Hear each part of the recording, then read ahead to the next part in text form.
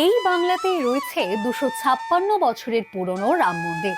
প্রতিষ্ঠা করেছিলেন নদিয়ার রাজা কৃষ্ণচন্দ্র। এখানকার বিশেষত্ব হলো রামের গায়ের রং কালো। সারা বছর বিগ্রহের পরনে থাকে ধুতি এবং পাঞ্জাবি। প্রতি বছর রামনবমীতে পুজো হয়। পুরোহিত এবং গুটি কয়েক সেবায়েত মিলেই পুজো করে থাকেন। পূজারী সহ সাধারণ মানুষ চাইছেন এই মন্দিরের দিকে প্রশাসন একটু নজর দিলে এই মন্দির আরো উন্নত হবে।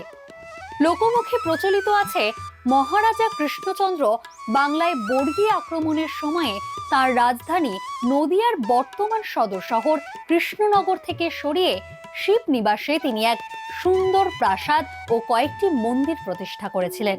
তার মধ্যে বর্তমানে মাত্র 3টি মন্দির অবশিষ্ট আছে, 2টি শিব মন্দির, একটি রাম মন্দির।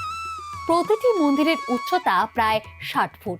ধুতি, উত্তরীয় সীতা মায়ের শাড়ি, এটা হচ্ছে ঠিক বাঙালি নামের করেই সাজানো হয়। তার জন্যে এরকম সারা বছরই পুজো হয় এইভাবেই। হ্যাঁ, মা বেনারসি পড়েন।